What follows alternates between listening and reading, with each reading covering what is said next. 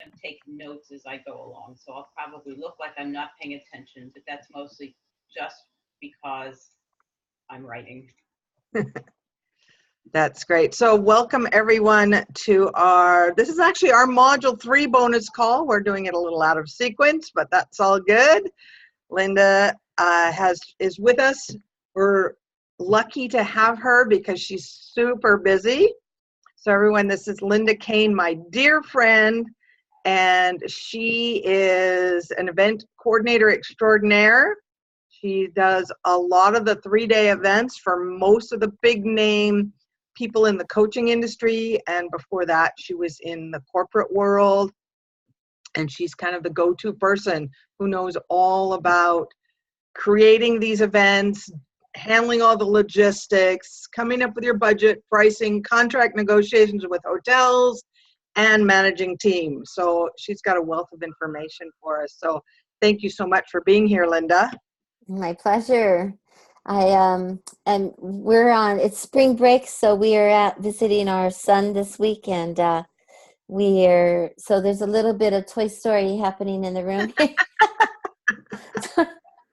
so trying to, it's a kid's playroom, and our daughter-in-law she decided she really wanted to be home with the girls, and so they do a home, they got licensed to do a child care facility in the home. Oh, nice. So they have it set up so amazing. They have a playroom, and they have the education center, and then they have the rest center, and they've just set up their home just as if it was like if you walked into a facility. Mm-hmm. And they're baking classes, and she has 8 months old all the way up to 4 years old. Wow. And I think she has six or seven kids plus her 2, so she has 8 in total. Wow. But she has it's really fun, and she's they're up here in one of our mountain bedroom communities, and so it works really well for her. And she was a teacher for a number of years, and then started having the children. So it really gives her the opportunity to be her own entrepreneur and take all of her education and knowledge that she has and teach it to the kids. And she's got these amazing kids that 2 and 3, and they're talking and putting sentences together, and Wow. they're going to be smart kids, really smart kids. So I'm really excited that she gets to do that. So this fell during spring break, so we're here for a few days just to say hi to them and hang out. I have grandkid time as soon as we're done with the call, and I'm really excited about that. So so fun. That's great. And you deserve some rest because you just came off of 3 back-to-back events with 1 day off in between? Just about, yeah. So we've got a couple weeks here for a nice time for me to reflect and pivot and just do it's always the one thing about wherever you are in your business, once you start to incorporate events as a piece of that business, and I notice this a lot with the clients that I work with, there's what I call the 3-year pivot, and I'm in my 3 years, so it's time to pivot again. 3 years ago, I made a pivot, and then, I'm coming up on that again, and you can feel it because things energetically around you are pushing you toward that, and, there's the resist and pull, and so as you start to incorporate live events, and especially retreats, the more intimate that I find my clients get with their clients, the stronger that push and pivot shows up. Because as you're training and teaching and coaching people, what they're going through then, just naturally matriculates into how you need to shift and pivot your business to be able to accommodate where your clients are coming in.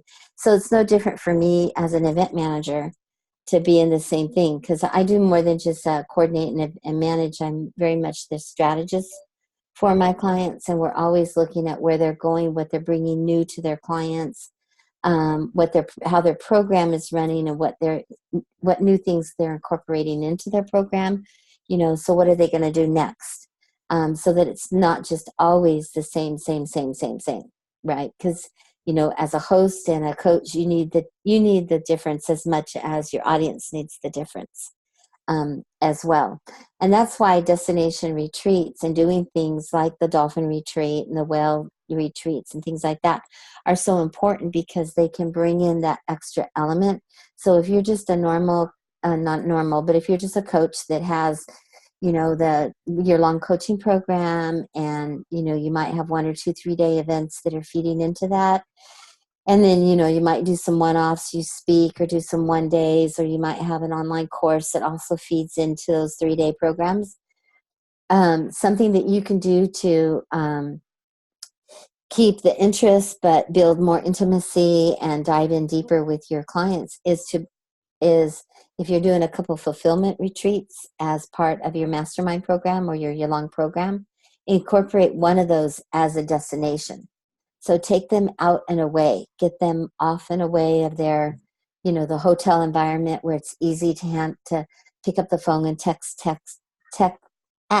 their text messages, or, get on their laptop and check in with their office. By doing a destination retreat, it really allows the person to unplug and to really dive deeper. And then as a coach, providing that space, and utilizing a destination retreat, it's so rewarding. I mean, the intimacy that comes out of having 10, 12 people, even up to 20 on a retreat like that, it's so manageable and so intimate. And the level at which you can work and play and transform just even gets so much more elevated. So I love it. It's great. That's beautiful. That's really great. And I love that perspective, that it really is. It just takes your coaching and your services to a whole new level, and creates, as we've talked about before, a safe space where the transformations can really happen. Mm-hmm. Yeah. Yeah, exactly. So important, right? And Exactly. and we're seeing it too. Mm-hmm. We're seeing it in the industry as, leaders that are on top. You can start to see shifting. If you're watching, what some of the top leaders are doing, they're also shifting. Mm-hmm. So yeah, it's great. Love it.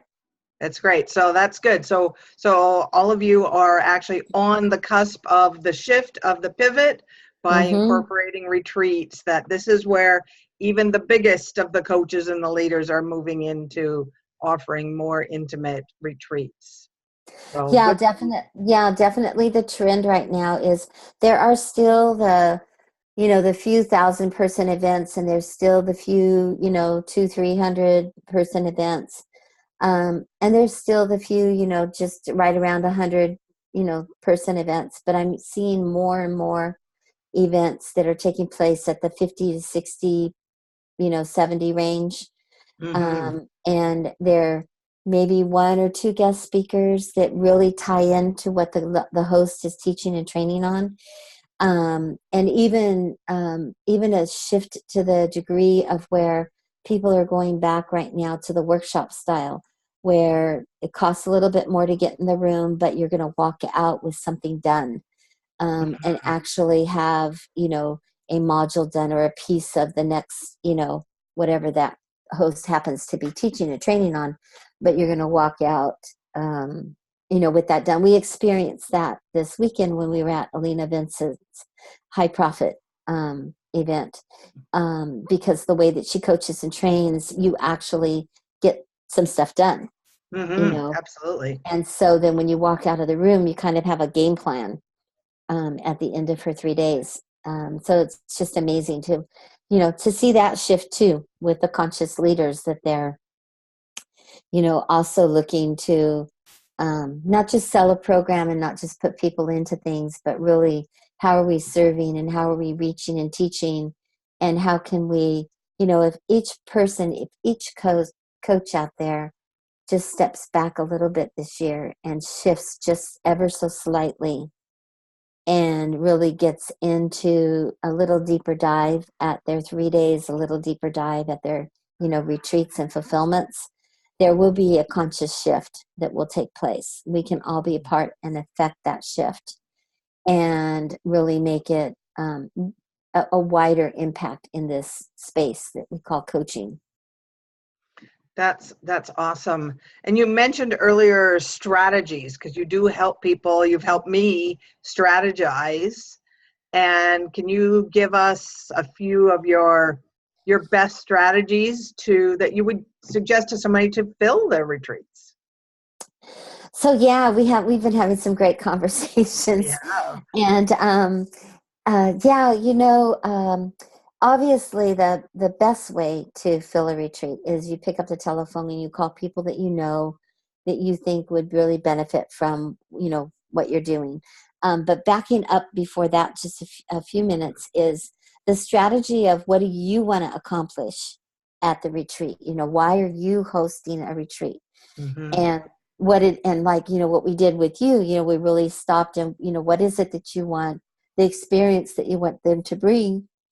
And then how do those packages look? And we designed like 3 different types of packages for you. So the more corporate person, the more give back person, the one that wanted to be more of a humanitarian cause where they could go out to the island and visit with, your husband's family and tribe and, and do a give back. And then we also just had that, we created that excursion that was sort of a combination of some teaching and training, but then, opportunities for the host to teach and train, but also some sightseeing and, a little bit more like that. So that's kind of the first thing that you need to do is the why, what's the reason and what's the type of experience that you want people to have, and design that out, for whatever your avatar is. And in most of the cases with going to the retreat format, you're honing in on a particular group, or the avatar is smaller. So that niche to find those people typically is a clearer niche because you've honed it down into a specific group. So like with you, we've got the 3 groups. So as you're going out and doing, talking to people and doing booths and sponsorships at events, you quickly can identify who's in the room. Okay, this is a coach, so they'd be interested in these. This person's coming out of corporate, so, and be able to really target that. So that's the number one thing, is just really targeting the audience and knowing that audience that you're, wanting to attract. And then the second thing is to fill that room and to fill your retreats. It really is even filling 3-day live events, the best is that personal connection, which is why it's so important to get out and have those personal connections. Because there's nothing like receiving a phone call, being told what the retreat's all about and how it can benefit someone's, group, tribe, and inviting them in. The second thing that's working really well is doing Facebook Lives, getting on the Facebook and just talking about what you're creating, inviting people to connect with you if they're interested, and not ads so much, but just those conversations, right? And then getting in front of people. And there's always the, we talked about this a couple weeks ago in Rich's JVX group. There's Facebook Lives. There's working with joint ventures, getting other people and affiliates, getting other people to help you get the word out and, and to seed your event. Doing a webinar that allows people to know what the retreat's going to be and, what's taking place is always a good tool to also have. Making the phone list and picking up the phone and phone calling, right? Yep. And really those are kind of the 5 that, work really well. Email campaigns always, they should always be a part of any marketing plan. But it's those personal connections. And and in the case of, depending on what you're creating with your live event, but in the case like with you, Anne, where you have a specific, you're taking them out to the ocean, they're going to have this type of an experience. So it's a very narrow market. It's a very narrow offering. It's beautiful, exciting, it's magical, but it's narrow in the sense that you have to work a little harder to build the value of what you're doing and to be able to get people to see how that's going to benefit what they're doing with their clients. Right. Where it's a little different for the people that are doing retreats as a business, where they're like offering to help people with their small retreats, which is also a piece of what you're teaching and training on. People can take that information and go help other people build retreats. The other thing is, if you're building a retreat for your own tribe and and they're taking your course to build retreats for their own tribe and their own teaching and training, they're going to be like you. Their focus is going to be a little narrow. So they have to widen their reach so that they can reach the people that will buy in that. So there's a little bit wider marketing that has to be done. So that's why Facebook Lives, getting joint ventures, getting people that will affiliate with you, even to the degree of, like in your case, you could go to schools that teach oceanography and present it to the faculty and the schools as options for their students and for the faculty. Corporations that have partner retreats and doing things like that. It can be put into a team training type environment. So you just have to really, and those are the kinds of things that I work with clients as we strategize, like what it is that is what's your retreat all about and what is it and who's it for? And then we strategize about, who those contacts are and who those people might be that you're not thinking of. Because, one of the things that I seem to do really well is when somebody starts talking to me, my creative juices just start to like flow, and I get these big pictures of what can be possible, and people just, if they act on it, then they just have these amazing successes. And I'll give you a quick example. Odette Peak Laurie is a speaker coach out of Canada. Some of you may know her. She's a character and a half. She's very, ooh la la, kind of personality, but very, pragmatic, and knows exactly, what she wants to accomplish. And so she came to me toward the end of last year, and she wanted to do her first U.S. launch live event, 3-day live event. And her list is big in Canada, but not so big in the U.S. She had a couple of affiliates that would market for her. But, she wanted to do, a 100-person room. And I said, well, that's awesome, but let's stop. I have a series of questions that I go through in vetting people where you're at. And, it was clear after, our strategy that we should target 40, 50 people in the room, because the work on the back end to get 100 people in the room was going to be so much more astronomical for her, because she was so new coming into the market. And so what we did is, so we targeted 40, 50, and then we went to the costs. The next thing we do after we kind of look at the vision and kind of map out the strategy around that vision, then it goes to cost. What are you willing to put in? What do you need to put in? How do you price it so that you can be, at a break even going into the event, or maybe even a little profit? Because that's my model, is I prefer not to have my clients go into an event in debt. I'd rather have them go into the event at least break even. And then everything that happens at the event and after then is profit, right? And of course, because what she was teaching was the signature talk and being on stage, and their whole, like, how you look, how you dress, how you act, how you, the whole thing, it was a very intimate program that she was putting together.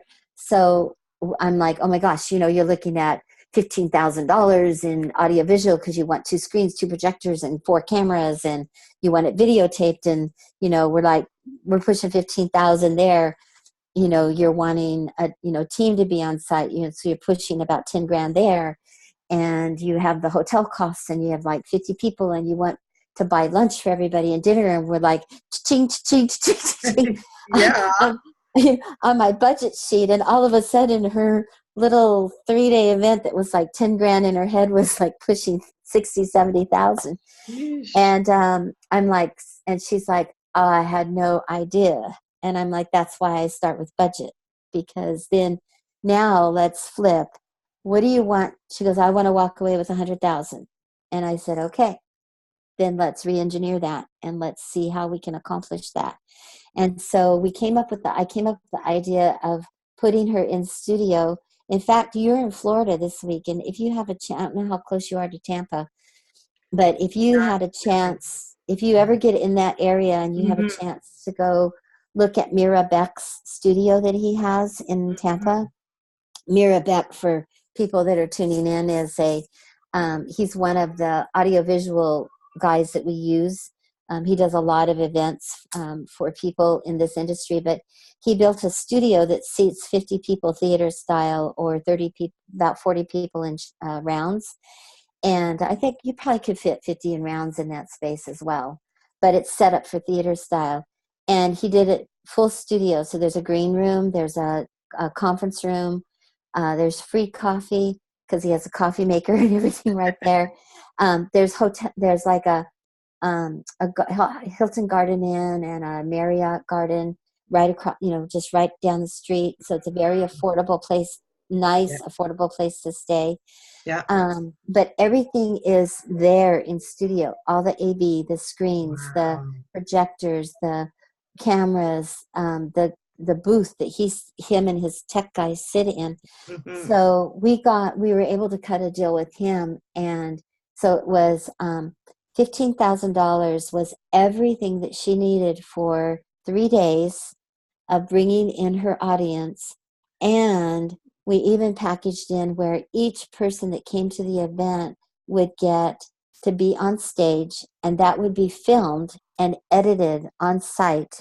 Wow. So they walked away with a 30-second commercial that they could use, like a sizzle type reel.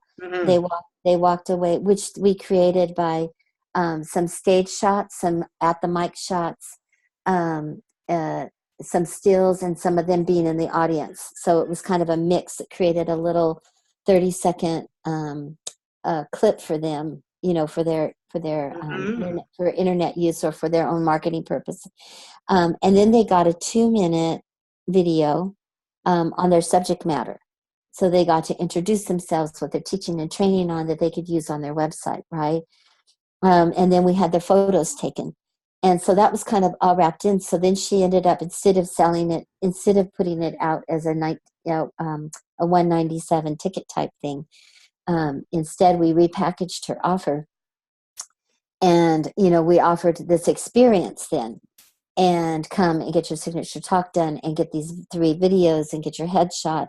Get redressed, because we have a glam squad gal who's going to look at how your style is and help you with your style. So there was that element of it too. And we just really made all these extra little things in it, which made it different than what other speaking coaches are doing out there. So it gave her that edge. Well, fast forward the story, she ended up getting 20 people to sign up for it. So the week before we had we have 20 people. It's okay, talking her off the ledge. It's great. Serve the people that are coming. It's going to be amazing. Don't worry about it. She also charged $19.97 for them to come. So it wasn't a $197. It was an experience price. So we ran it more like a retreat, right? We ran it more like a workshop. She had 20 people, 16 folks bought her $18,000 year-long Get Visibility signature talk program and how to have a speaking business program that she sells. Wow. And it's huge percentage. Unheard of. Amazing, right?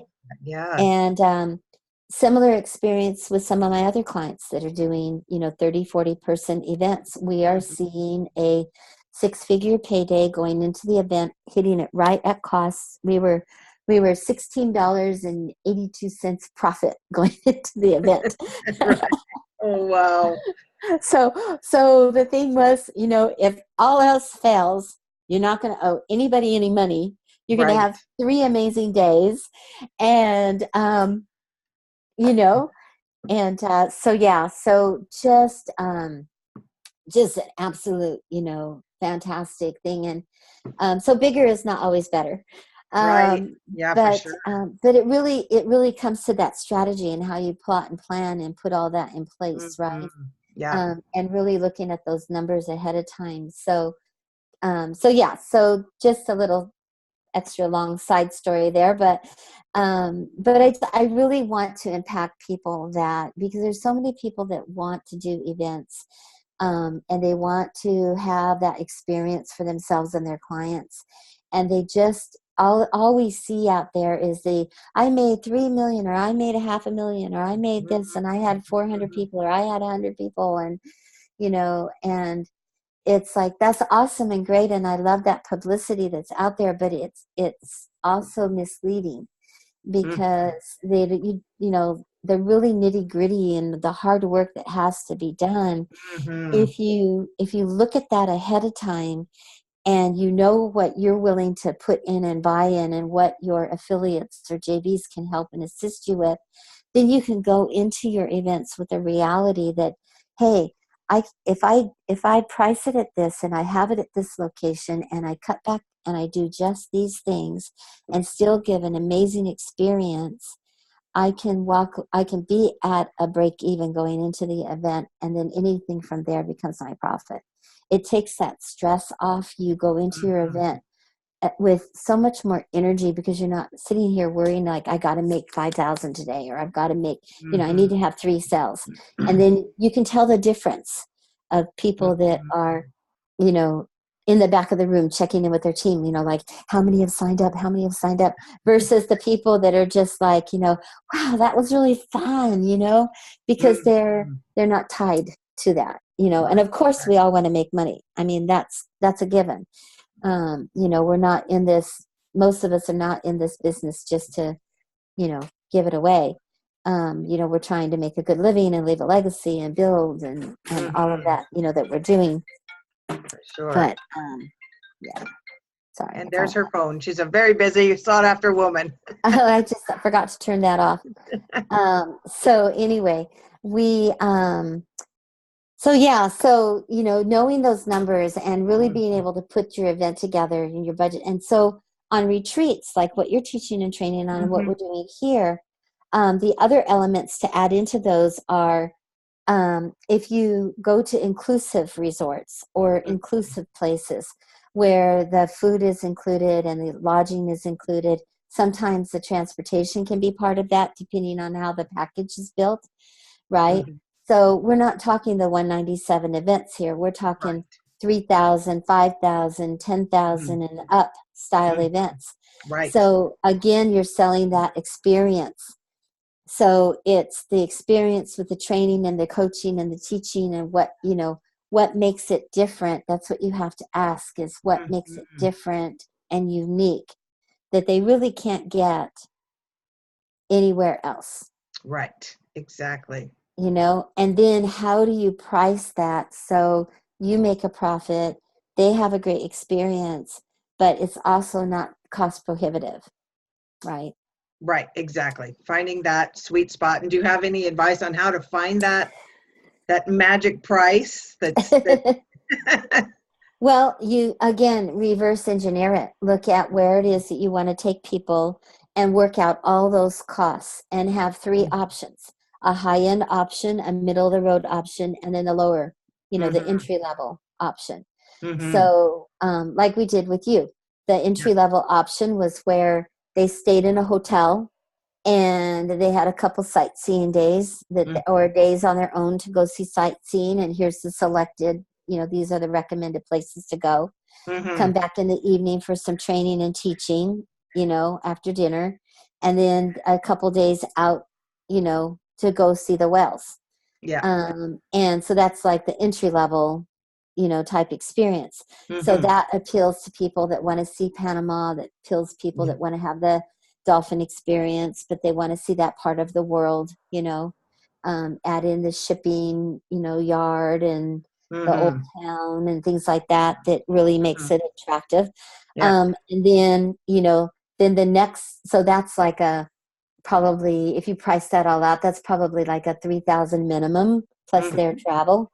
Yeah. And then from there, then maybe it's up to 5,000 to have a little deeper experience and go do that, like, you know, uh, 3 days out with the fish, Mhm. 3 days out on the ocean, Mhm. um, and just a couple days on land, and then the $10,000 type style experience would be, could be that humanitarian aspect of it where you're out with the dolphins and then you go to the village and you maybe only have, it's a longer, maybe it's a 7 day and you have, your town on the ends of those trips and things Mhm. like that. Mhm. So you just kind of have to think in those terms and be able to adjust. But 3, 5, and 10 are kind of normal pricing for destination type retreats, depending on the Mhm. experience.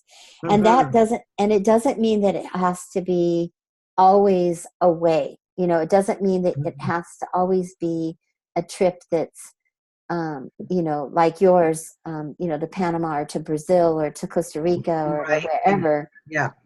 It can be in your own backyard.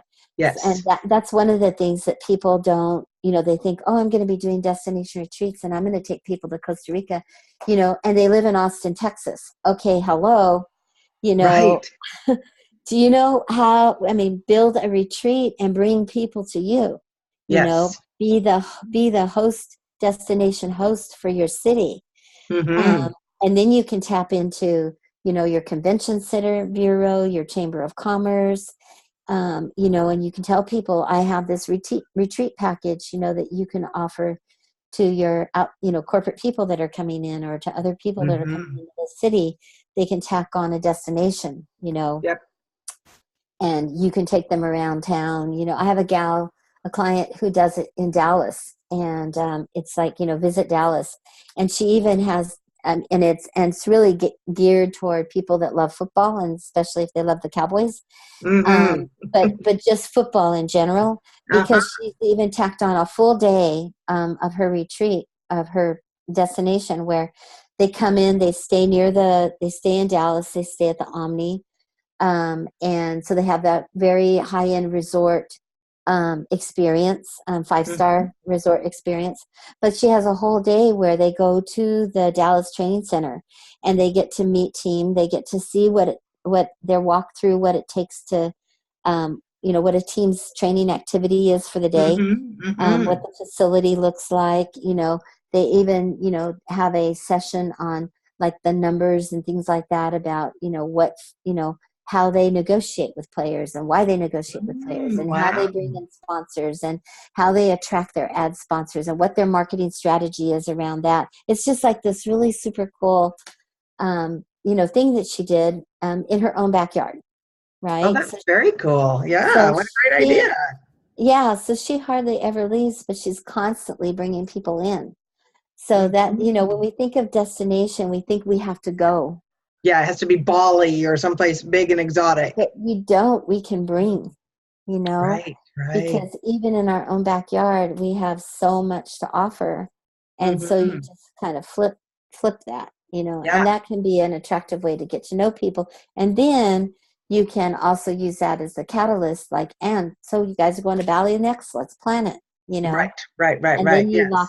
then you lock in people that, can go wherever. Yeah.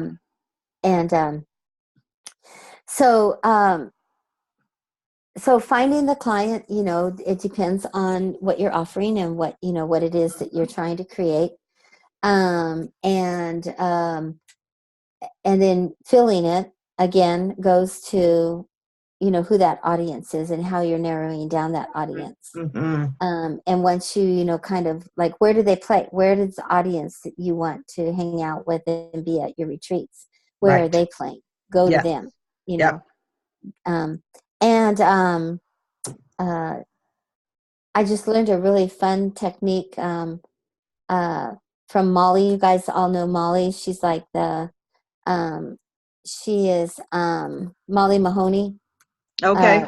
If you don't know Molly Mahoney, look her up on Facebook and follow her. She's I met her through Adam Urbanski, and Mhm. she's just a like I don't know, she's just an internet, Facebook, marketing whiz, wonderful. I mean, she knows, like, she's like up on all the latest of whatever. Uh-huh. And she just did a program this past week on Facebook, showing you how you take your friends list and Yes. how you create groups within your friends list, target groups Ooh. within your friends list. I have So often thought about how the heck do you do that? I wanted to do that. yeah, and she walked through a whole thing about how to do that, and how to look at those friends and target down and see what they're doing. And oh, it was just amazing. And so, you can even start there by just hitting your friends that are on your friends list. Hey, I'm doing this. Do you know anybody? Right, right. Right?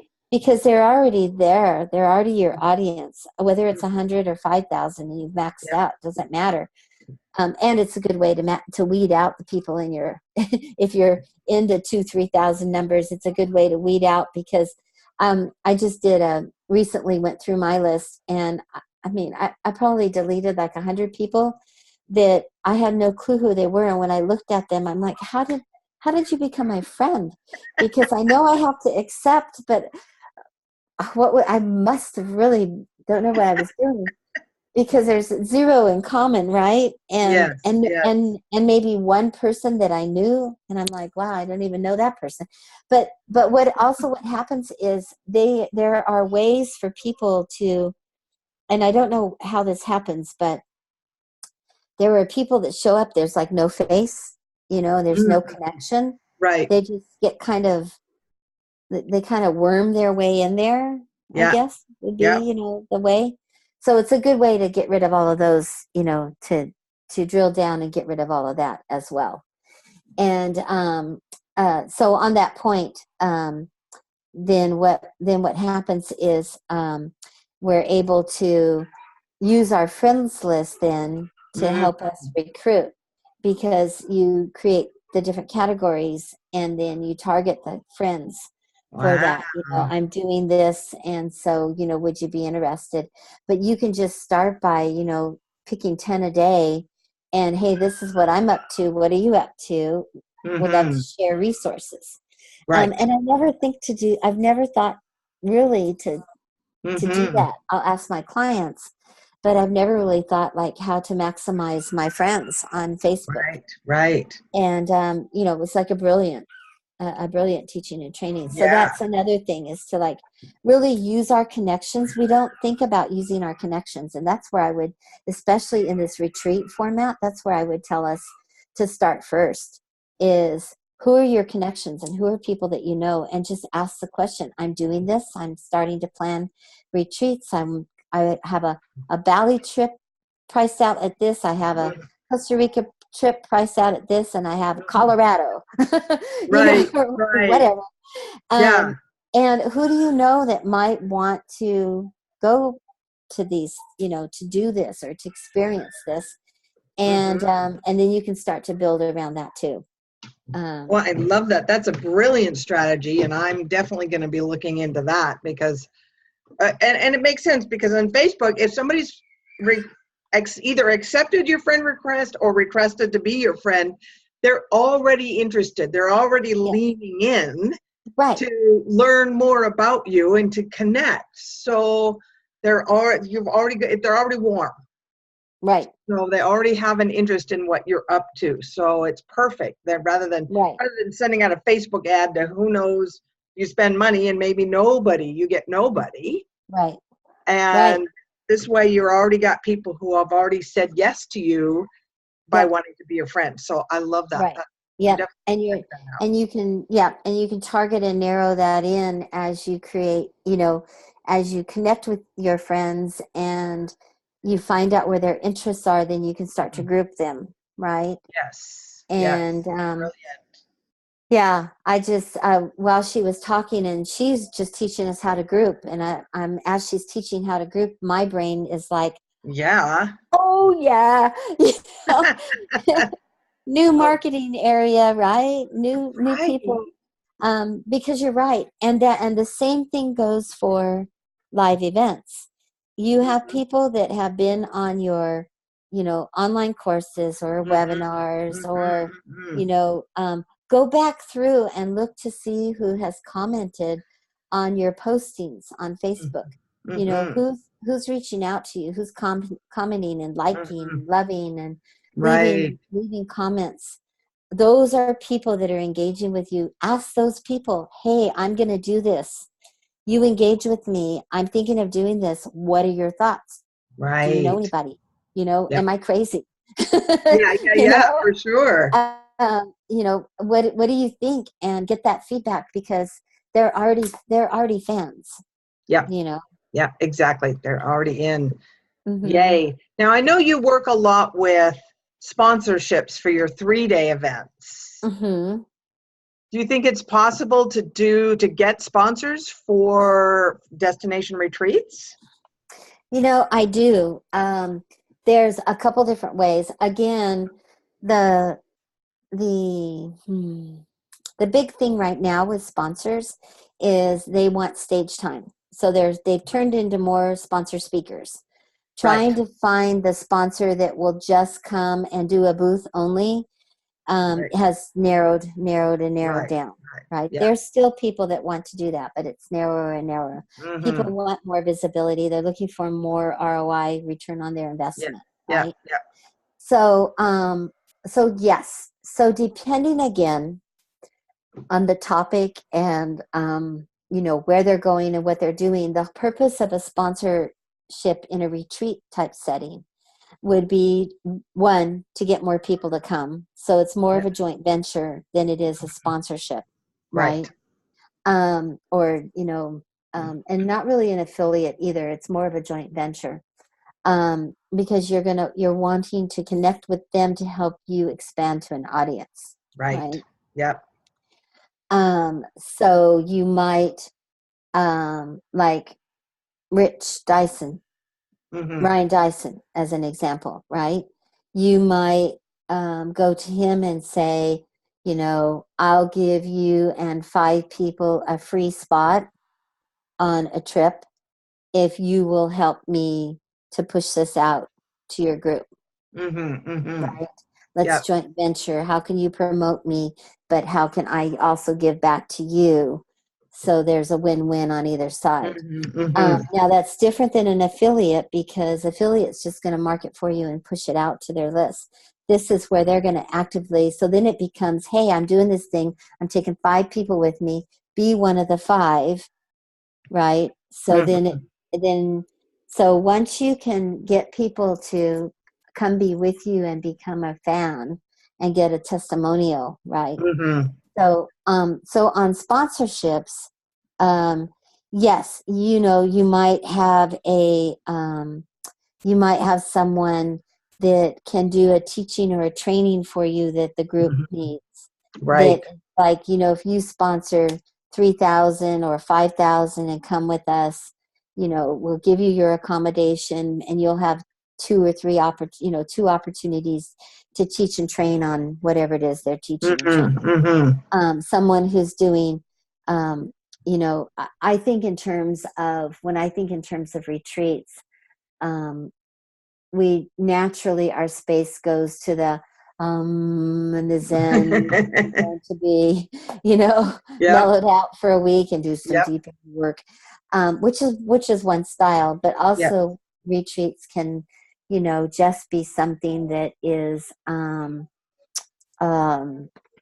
educational, Mm-hmm. Mm-hmm. in and experience, right? So Yep. again, it depends on how to find the person. So using yours as an example, Mm-hmm. when I think of, you doing a retreat, what makes sense? Why would somebody want to sponsor it? Um, and would they be able to come and teach and train, and what would they be able to teach and train on, right? And why would they want to sponsor? So you have to have the right sponsor and the right people Yeah, it has, together. yeah, for sure. It has to be the right, like for when as you're talking about that, I'm thinking, well, what could that be? For me, it could be somebody who teaches free diving. Because when you're swimming with the dolphins, what do you want to do the most? You want to stay Right. down as long as possible with them without coming back to the surface. So if I Right. have a sponsor that teaches free diving and comes, Right. teaches a couple of sessions and techniques that we use, and Mm-hmm. then they offer their enroll in my program. So the next trip you can stay down even longer. Right, exactly. And also for you might be somebody who is, teaching the animal communication, or getting in touch with your animal spirit, or, you could play off on that, depending on your audience, you could play off on that Right. kind of a sponsor, right? Yep. You could even have somebody who is, you could even have somebody, you could turn yours into like an art experience as well, Mhm. because you could have the day or two out at sea, then Yep. come back and have an artist do the painting where they paint their experience, Yes. right? Yes. Yep. But elevate that, and we're going to teach you how to work with watercolor in this process, and Mhm. give an educational presentation on watercolor and colors, and how you Mhm. mix, and what tools do you use, and what you need to buy, and where Mhm. to take classes. I mean, all you see how it just can Yes. Yeah. be, you can just keep expanding and expanding and expanding and expanding. And then, what a great package to go to, like, corporate or other people, and say, hey, you're going to come down, you're going to learn some art, you're going to have an art experience, we're going to teach you the free Mhm. diving, we're going to keep you Mhm. down longer, you're going to have this amazing experience, right? Mhm. And so then Mhm. you have these people that sponsor, because they're going to buy that time to get in with the audience, because Right. they're going to get more, right? Yeah. So the So, beauty is that it's instead of having like a co-leader or just paying somebody to be a guest speaker, they're paying you to have access. yes. So, and it's more than just the price of the retreat. Say the retreat is $3,000, but charge them $5,000 or Yeah. $6,000, because they're going to be promoting. They have the opportunity to promote, to teach and promote, and Correct. ideally get clients Correct. from it. So Correct. I And love that. especially if you are doing someone, like you have someone like Sabine Messner, who does the deep soul dive. I don't know Mhm. if you guys know her. She's this amazing, or Rebecca Skill, out of New Mexico, who does this amazing inner work about clearing the childhood, repressions Mhm. and Mhm. blocks, and decoding, Yeah. like, or someone like Jenny Harkelrod, who out of Utah, who does the um, reprograms the subconscious, Mhm. u- using us, so those kind of people, they could come on the retreat, be a sponsor Mhm. slash speaker. You give them Yeah. time and space, but then they have a program that they could also sell to the people on the retreat. You could give them the Mhm. opportunity to come and be with these people, and upsell them, to their, little 4-month, 3-month packages that they have, Mhm. to further dive into changing the subconscious, or further dive into your soul purpose, or Right. whatever, Right. Yeah. That whatever it complements. is. Yes. Yeah. So you can have you can design these out to be just so unique and um, experiential, that um, you can hit 10,000, you know, with 10, 20 people so fast. Right. You Right. can No, I you can love build that. it up. You can build it up. You Yeah, you should be can, able to and build there's a it up. couple ways to do that. There's, as far as your sponsorship, you can just price it up front. It's $6,000 or seven, whatever it is, to sponsor, and this is what you get. Or pay 3,000 and we split the profits of what Mm-hmm. 50-50 on what you sell, or Mm-hmm. come Mm-hmm. up with an agreement. So there's all kinds of what, it's only limited to your creativity, Right. how you can organize all of that. Yeah, exactly. And that's where, it helps to be in community and working with, um, that's why I love to work with people in this space, because we can't always see what we need to see, but somebody can see it for us, right? Right, exactly.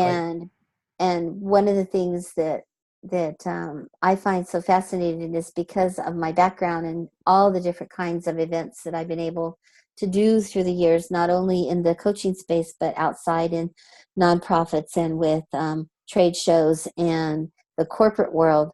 Mm-hmm. I can bring all of that creativity in and ideas and connections, in working with my clients. So I love these opportunities like this when I get to share that. So it's great. Very cool. So we're coming up to the end of the hour, and yet this has been really fun information. I just want to ask one last question, because you're so good at this, and is all about team, because you have your team that you work with, and you have some really dedicated, wonderful people that I love hanging out with that is on your team, and they've been with you for a long time. And then, of course, you also have to step in when you're managing somebody else's event, and they have their team of coaches and staff. So you have to step in sometimes to whole new people that you've never met and manage and turn it into one big cohesive team. So if you could give us some insights about hiring and or managing team. Yeah. So I'll speak first to your own team. And it does take a while to build that. It's the personalities and, bringing people together. So what works really well is looking at, one of the first things that I did was, I know my strengths and my weaknesses. And I'm very well aware. I mean, I did DISC, I did the wealth dynamics, I did a couple other things just to educate myself. I did numerology, I had a reading done, I did prayer, I did, all kinds of things just to, like, who am I and what does it say about me in these different modalities, right? Right. So that, not that I'm like a big believer in all of it and a promoter in all of it, but awareness is 90% of who we are, right? Right. So if I'm going to work with people who are, this came out of my corporate training, if I'm going to work with people, I need to know a little bit about where they're coming from and what they're doing. Otherwise, I'm not going to be effective, right? So when I was in corporate and I was dealing a lot with I worked with a law firm, and I did a lot of I did all their events and their marketing, and I worked a lot with their international clients. It was a worldwide law firm, boutique firm, very specialized services. And I dealt a lot with people from all over the world. And as I started meeting different cultures and working with different people, it was very evident that my interpretation of something that I said or heard is very different than what they're interpreting and hearing. So it was like, well, how do I educate myself on that when I'm not able to go travel and live there, So I just started reading and looking at courses, and, I went to the Japanese museum in Pasadena and went through their museum, and I went through the Chinese museum in LA, and I went through the Holocaust museum, and I just started doing things on my time off that educated me in, what was culturally around me that I can reach out to, because there's so much. I live in LA area, so there's so much already here. Just tapping into that to get, oh, okay. And it really helped me to start to understand, okay, so when I'm talking with my Japanese clients, I have to be extremely quiet and soft-spoken and very methodical and think about what I'm going to say. And when I'm talking to my Chinese clients, again, be that reverence and respectfulness, and not talk really fast like us Americans do, and and not use all my, and not, my, yeah, Valley girl, hey, yeah, cool, language, because they're just like going, what the hell is she talking about? So I even went so far as I found that there was International School of Protocol and Etiquette in Washington, D.C. So I signed up Wow. and I took a 2-week course on etiquette and protocol, which was an international studies course. And it was just so amazing. So I learned about how they eat and how, like, don't stand your chopsticks up, and all these little things like that just gave me that insights into culture. So I would encourage people that who do you want to work with? Get to know them, go research them, figure out a little bit about them so that you can know that language. And so that's one of the things that I did is, if I'm talking to a Sabine who is very much into the spiritual world and the soulful venture, what does that mean? And how does that mean for me and who I am as a person? So it doesn't mean I have to go take all the courses, but just dive in a little bit to kind of, so now I understand the work that she's doing. So now I could support her in an event. Right. And Adam Urbanski, the marketing mentor, what does that mean? Online courses, online marketing. What is online marketing? What is that? What do I need to know about that? And how does it relate to me and me as a person and where my knowledge base is so that I could support him? So that's something, and each of my team members, as I brought on my team members, it's the same thing. I've shared them like, Adam does this and this is what it means. And these are the clients that he's attracting.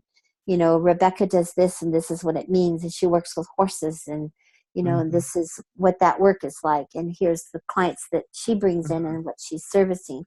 So then we're building a culture around us. I'm trying to build my team a culture around us that we're aware, we know how to serve, we're educated. We have a little bit of a glimpse into, what our client is actually about, not just coming in and let's slam, bam, great event. We did all the mechanics and we're out, That also helps when you go on site and you merge in with another team.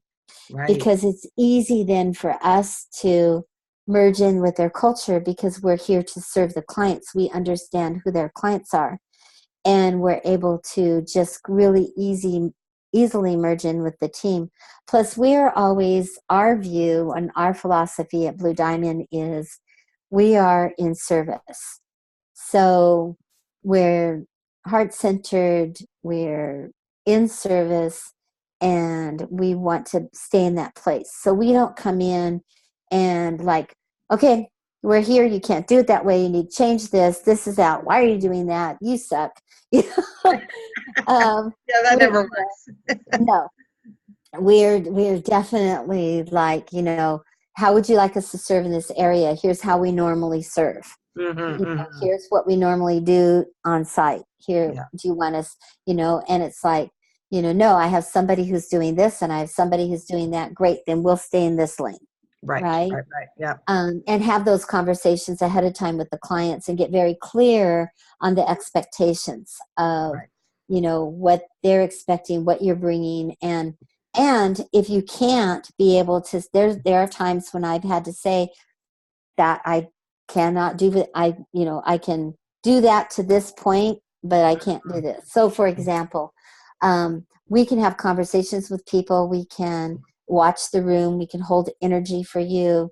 We can help fill out the forms in the back of the room, make sure they're done right and legible, and verify the credit card it matches the form and that people didn't invert numbers. We can have conversations based on our conversations with our client. We can have conversations with their audience about, yes, there is a payment plan that's offered, and yes, you have time to get a money from your 401 or whatever.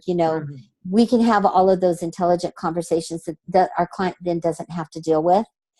But can I tell you whether or not this is something that, how the program is ran and whether or not it's a good fit? Yeah. I can only tell you that I think working with this person is going to be amazing for you, and then I'm going to walk you over to their coach. Right, exactly. And if they don't have a coach, then I'm going to walk you over to them. Yeah. Right? Yeah. And know that space and know where that line is drawn.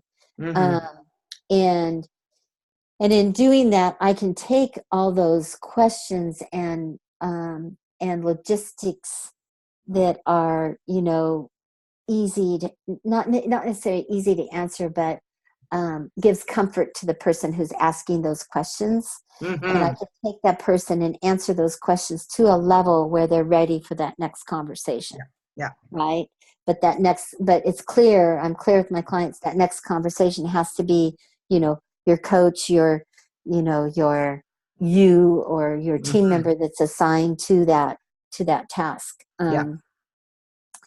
And you know, and we can support the coach that's in the Yes. coaching zone, Yeah, you know, in exactly. the sense of making sure that their appointments are coming, and that they need Mhm. rescheduling, we reschedule. If they need water or food or a potty break, or, you know, Yeah. chocolate or alcohol, whatever it is that they need to get through their day, we Right. can be in service and make sure that's happening, right? And comfortable Mhm. chairs and a comfortable environment, and check in on them frequently. And how are you Yeah. doing? And what, you know, what do you need? And I have a whole training that I can do on that, on if they have a volunteer or they have a person that is going to be in charge of that coach, then I have a whole Mhm. training on how that looks, and, you know, what happens there. And so building your team, you know who you are, so that you know where your weakness is, and bring somebody in to fill that weakness. Mhm. I'm not a tech person at all. Um, Mhm. I'm a technology. I'm old school, pad and paper, and technology has been something that I've really had to work at it. I'd Mhm. rather just be off being creative and give it to somebody and have them do it.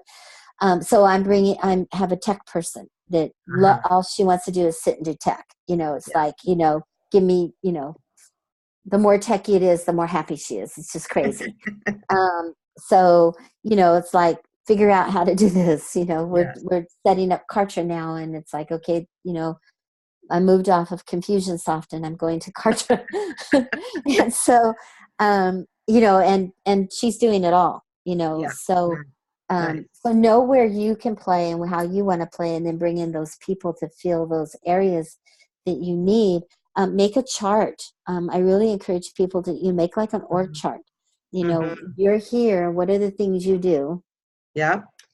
And then, you know, what can be done by someone else. You know, Right. what's a really good exercise is you take a Post-it note, Yep. and everything you do, you put it down on a Post-it note just for Okay. one day. Made a Uh-huh. phone call to so and so regarding this. Yeah. Made a you know, ran and got my clothes from the cleaners. You know, picked up my daughter from school. Everything you do, put on a Post-it. You can do it for a week is better, but if you do it Uh-huh. even just for one day, the realization, and then you sit back and you look at those and just slap it on a wall. You know, Yeah. write it, slap it, write it, slap it. And then at the end, you know, like I said, if you can do it a week, it's really enlightening. Then you Mhm. sit back and you look at them and you're like, group them all in. These are all domestically related. These Mhm. are all family related. This is all like phone call, calling, you know, kind of concierge related. This Mhm. is very technical related. This is very assistant related. And all of a Mhm. sudden you have these categories, and then it's like, I need someone for that. I need someone for that. I Mm. need to not do that anymore. Mhm. And you get a very clear picture of how you spend your day. Right. And especially for those of us who are trying to step up into our CEO level, Yeah. and which is a huge challenge for me, because I know I want to be the CEO of my company, but I love being in the trenches because I've been in the Mhm. trenches my whole life. Mhm. And so transitioning out of that and still being able to know how I can serve my clients has been a real honest struggle for me. Yeah. But Yeah. I'm beginning to see how me not being at this level is a disservice Mhm. for my clients if I'm in the trenches. Right. Right. So it's just this, it's like, Yeah. you know, kind That's of a, beautiful. It's a and great technique. It's really good for not just team, but and time management, which is a right, killer for so many solopreneurs. Is that time management and figuring out right. what we need to delegate, and that's a really simple way. Instead Yeah, of trying to figure it out in your mind, just do that Post-it note technique, and I can see how valuable that would be. Oh yeah, it's so quick. I mean, it's just even about halfway through the first day, you're like, oh man, Paul. I bet. I You bet. know? It's just like, Sheesh. but then that's, so that helps you then to build team, because then Yeah. you can like, okay, that's, shoot, I can get a high school kid to come in and do that for me, Right. so Right. put out a notice at your local high school that you're looking for an after school intern, Mm-hmm. right? Who wants to come, and you'll pay them $50 a week to come in and do this for you, and they'll be learning some job skills, Mm-hmm. and can they get extra credit for their class, Mm-hmm. so that I've done that, and at the higher level, then I've got a couple gals that help me out that they're wanting to do event management as a career. So I've got them doing some things like, some back end stuff. They're not in the visibility piece, but they're doing some of the back end research and things like that for hotels and things like that. Sure. That allows them to get, and they're doing it for free. They're interning, they get the experience, and I'm helping them with the trade-off is they get to ask me questions about, like, I have a client and this is what I'm doing and what do you think? Right. So Yeah. so there's some of that you can do. Mm-hmm. Eventually all of that will come in house here, and it's interesting. Alina has that business model chart that she does of like where you are if you're an explorer. I forget the different categories she Yeah, had. it's like basically a beginner with making under a certain amount. Intermediate, and legacy building, right? Right. And so she's got this little thing, and it's like most of me was in the like the third category, where I'm no longer a solo entrepreneur. I'm actually a business owner and small business owner, and I have team. But then there's a couple ones I've got a couple that were still back as a beginner, and I've got a couple that were a couple areas that are not quite there yet. And so that was like that's another real telltale is, where are you in the business? Where are you with your visibility? Where are you with your marketing? Where are you with programs, offerings, and things like that? Yeah, And exactly. how are people getting in touch with you, and how are you playing and being visible? And that comes to people doing retreats as well. You want to look at that for yourself too. Don't be solo. That's the best thing that I can say. Find one person that can be your assistant, whether it's virtual assistant or an in-person assistant or just locally close to you. Find one person, and stay-at-home moms are amazing for this, because it's not the kind of work where you need them to be like they got to do it now or be on it. They can kind of work through the children's schedules and things like that. But have that person teach them how to clean out your email box, how to forward the important things to you. What are the important things that you see? How to, and they can do some of those calls and follow up, and that legwork, so that you can stay over here in the connection, visibility, outreach, planning, working with the client. And so when you have a client that says, yes, I want, please put a Bali treat together for me, you don't go do the research. You have somebody else do the research and get back to you. And bring you the results. Yes. Yeah. Yeah. And that was one of the biggest, that was my pivot 3 years ago, was really, looking at my team. I have 2 full-time persons and 4 part-time people. And really looking at my full-time people and what was I really doing and how was I really utilizing them. And I wasn't really utilizing them to the fullest capacity that I can use them.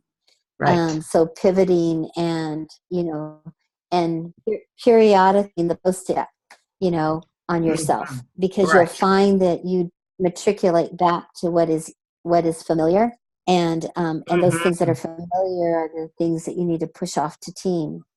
And when you're on site and you're working with other, like I said, when you're working with other teams and you're, supporting clients, the amazing thing about us is that it's like a blessing and a curse, because we mesh so well that people don't even know that we're not an outside resource that Right. are there support. They think we're so-and-so's team or so-and-so's team. Well, we are so-and-so's team and so-and-so's team, but we're also an outside resource, Right.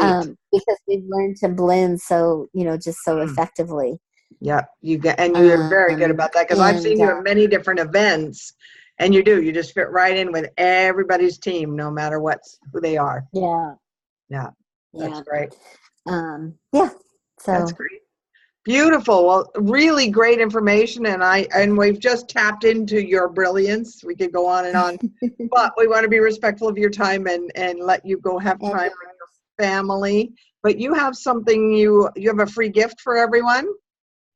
I do. I have my it's the 7 mistakes that entrepreneurs make when planning live events, and it also comes with there's 3 case studies in there that show. I'll just screen share real quick so they can kind of just get a little glimpse of what they're getting. Great. But there you go.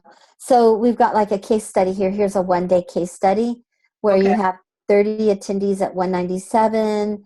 You can upsell VIP virtual days or a 3-month coaching package at $2,000. You have 5 people out of 30 that buy it. So Mm-hmm. you've got 15,000 for your revenue. Doing like an Embassy Suites or Courtyard by Marriott meeting space is about 300 for the day.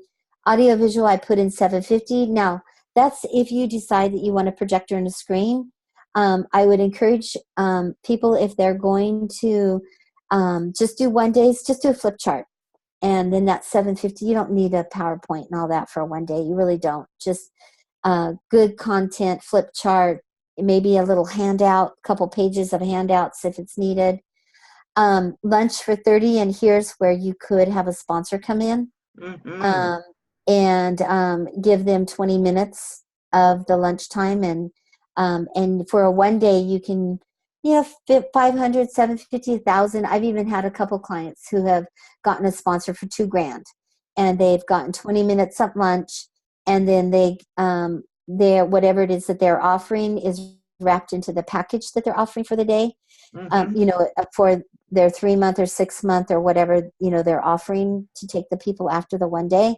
Mm-hmm. For example, it might be a website designer. If you're teaching and people need to have a website done, Right. and they don't have their website or their sales page. Mm-hmm. And in your case, you could have a website designer be a lunch speaker, and wrap their website basic, like not a website, but have them build a page for the person's retreat, because all you need for a retreat is a landing page. Right. So you could have a website person. You could include the cost of a landing page Mm-hmm. in your offering that you're offering people to work with you, right? Yep.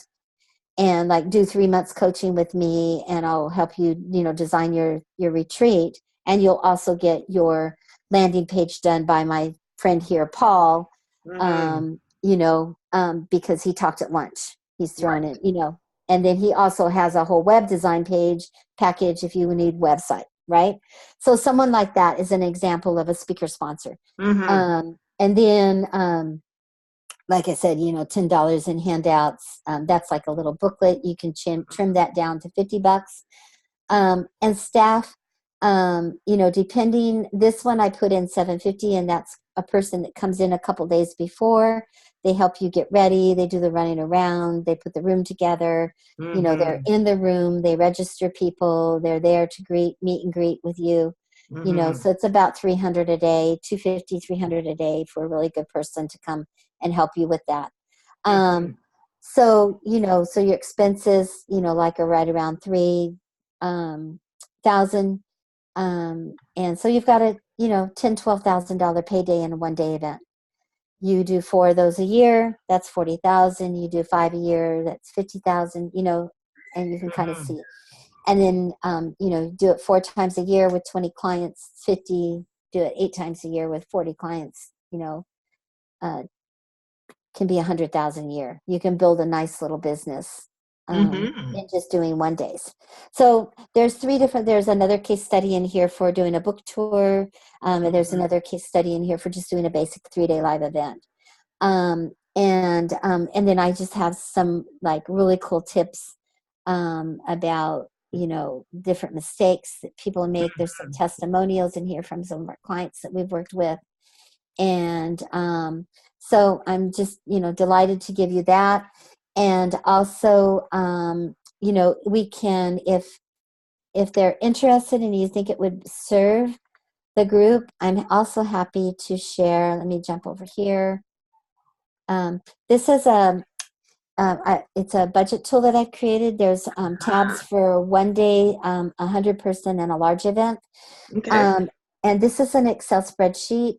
So basically all they do is you go in and like, okay, I'm going to have 20 people and I'm going to have one sponsor, and I'm probably going to have 5 sales, and I'm going to do maybe 1 VIP day.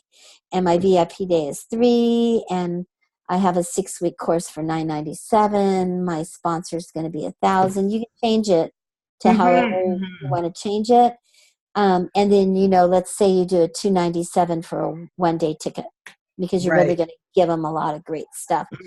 So you can see right here, your net income to work with is 8,000 right there. Right. Oh, that's great. That's a really good, both of those are really great tools. And on the other one, my mind was already turning at some of the things you're pointing out. So this is awesome.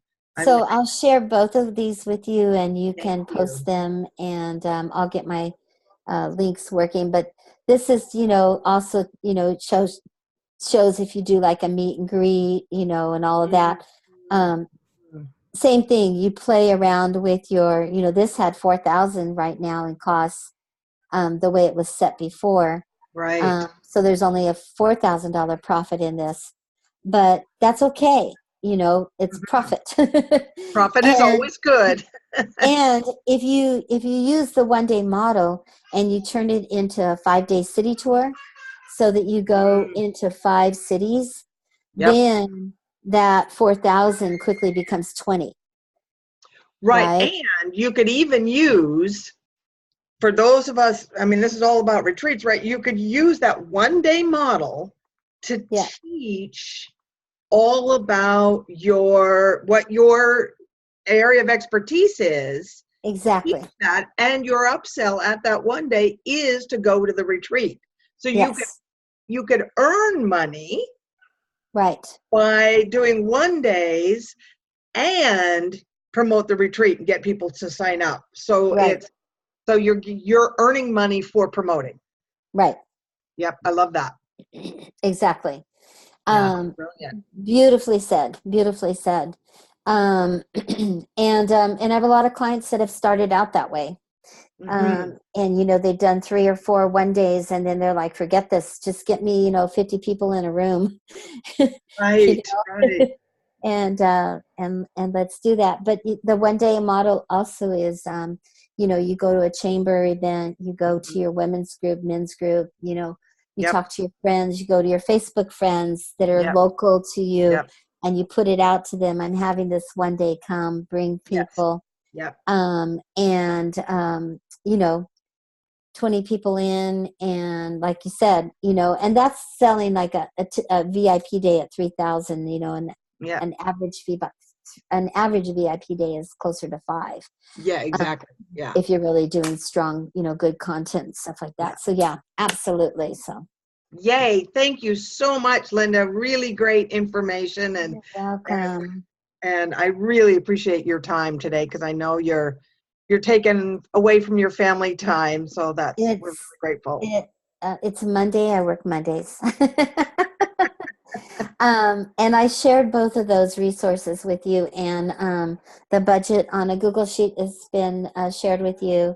Great. And feel free to copy it out for your group. And then, Catherine, we didn't get a chance to see if you had any questions, or some of the other people on the call, we didn't get a chance to see if you had any questions. So I would love to give you some time if you would like. And with me, we can do a 45-minute call. And if you have any questions, feel free to ask, pick my brain. I'm happy to do that for anyone who's on the call for Anne. That would be amazing, because as you spoke, I wrote down a lot of notes. And then questions would pop in, but you were on such a roll, I didn't write them. Because I mean, the information that kept coming was really valuable, highly valuable, especially for somebody like me who's really starting small, and then working my way up into really not large events with lots of people, but high ticket events. Yeah. Really intimate but high ticket events. So I would love to do that with you. Absolutely. Because what I can redo, I'll read my notes through, and then the questions will come. Yeah. So Anne, give put out my email and my phone number, and she can connect with me.